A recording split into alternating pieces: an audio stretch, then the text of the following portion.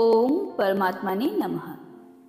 নমস্কার, আমি জুই চলে এসেছি আবার আপনাদের কাছে নতুন একটি ভিডিও নিয়ে। তাহলে চলুন আর দেরি না করে আজকের অধ্যায়ের পাঠটি শুরু করা যাক।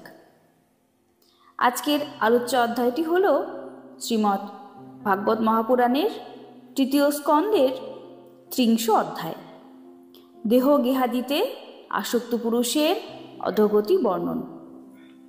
ভগবান কপিলদেব বললেন, হে মাতো, বায়ু তাড়িত মেঘ সমূহ যেমন বায়ুর বেগ বুঝতে পারে না, সেই রকম এই সংসারবদ্ধ জীবও শক্তিশালী কালের প্রভাবে বিভিন্ন অবস্থায় বিভিন্ন যোনিতে পরিভ্রমণ করে থাকে, কিন্তু কালের প্রবল পরাক্রম কিছুই জানতে পারে না।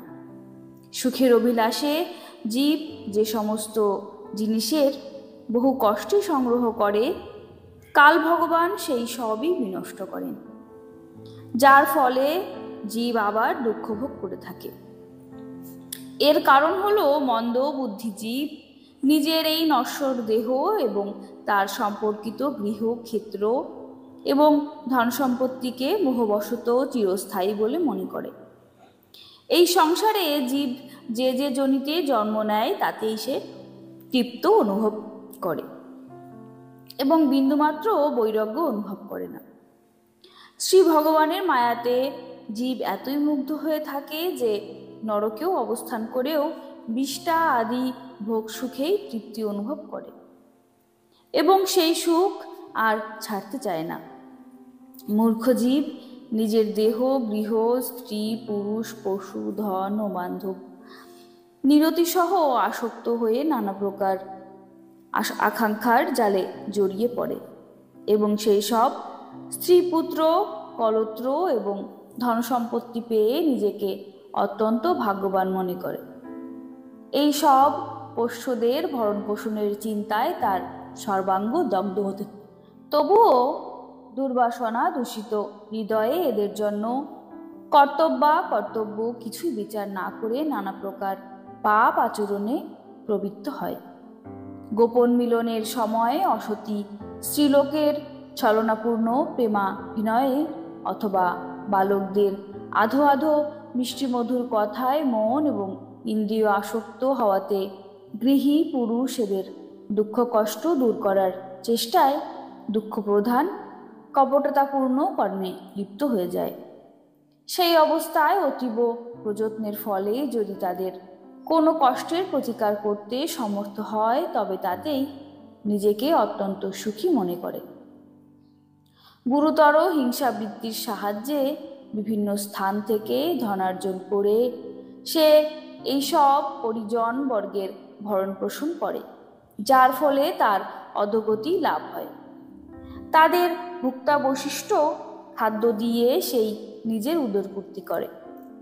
বারবার প্রচেষ্টা করেও যখন কোনো নির্দিষ্ট জীবিকার স্থির হতে পারে না, তখন লোভের বশীভূত হয়ে সে পরের ধন গ্রহণ করতে অভিলাষী হয়।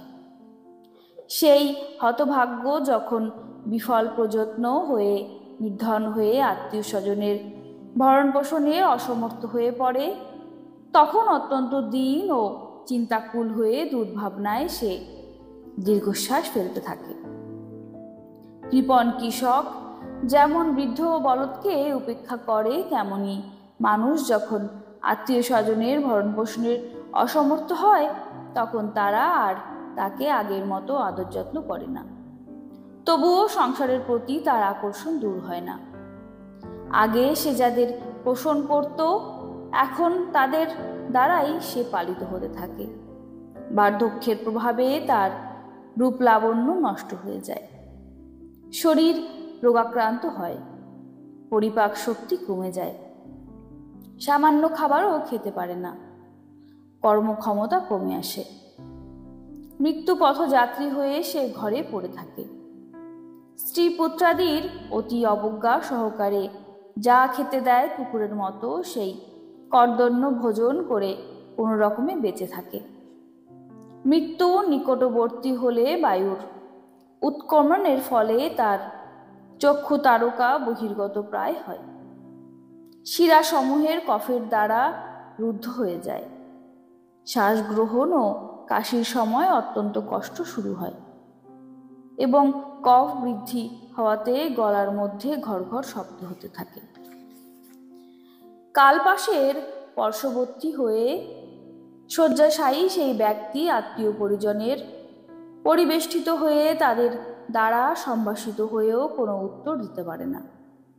এইভাবে যে ব্যক্তি ইন্দ্রিয় সংযম না করে শুধু পোষ্যবর্গের প্রতিপালনেই ব্যস্ত থাকে, সে ক্রন্দনরত পরিজনবর্গের মধ্যে গুরুতর দুঃখের অচেতন হয়ে মৃত্যুমুখে পতিত হয়।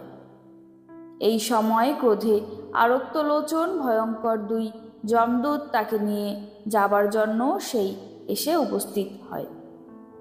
তাদের দেখে সেই ব্যক্তি ভীতবহুল বশত মলমূত্র পর্যন্ত পরিত্যাগ করে থাকে। সেই যমদূতেরা তাকে যাতনা ভোগ উপযোগী দেহে আবদ্ধ করে। রাজপুরুষেরা যেমন অপরাধীকে বেঁধে নিয়ে যায়, সেই রকমভাবে তার গলায় দড়ি বেঁধে বলপূর্বক যমলোকের দীর্ঘপথে টানতে টানতে নিয়ে যায়। সেই যমদূতদের শাসন বাক্যে তার হৃদয় বিদীর্ণ হতে থাকে। ভয়ে আতঙ্কে সে কাঁপতে থাকে।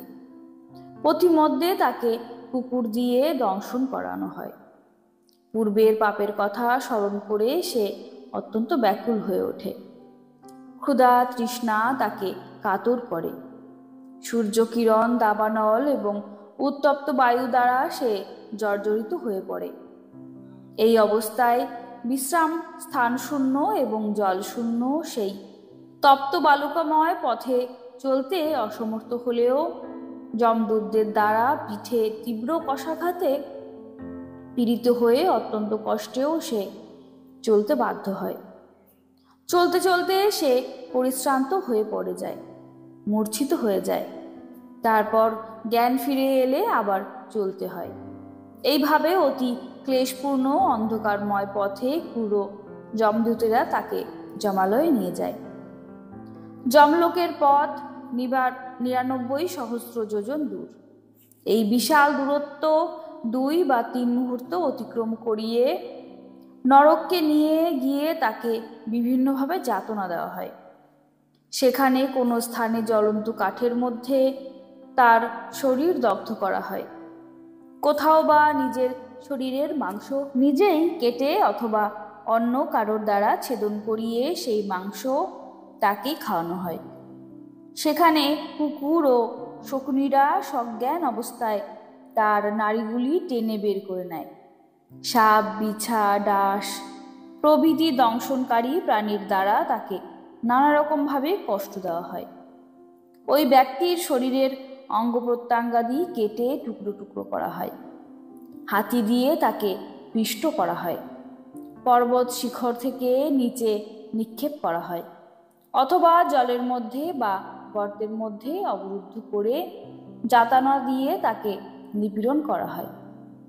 এইরূপ বিভিন্ন কষ্ট এবং তা মিশ্র, অন্ধতা মিশ্র এবং রৌরবাদী নরক সমূহে আরও নানাবিধ যাতনা স্ত্রী কিংবা পুরুষ সকলেই পারস্পরিক সংঘর্ষজনিত পাপের জন্য অবশ্যই ভোগ করতে হয়।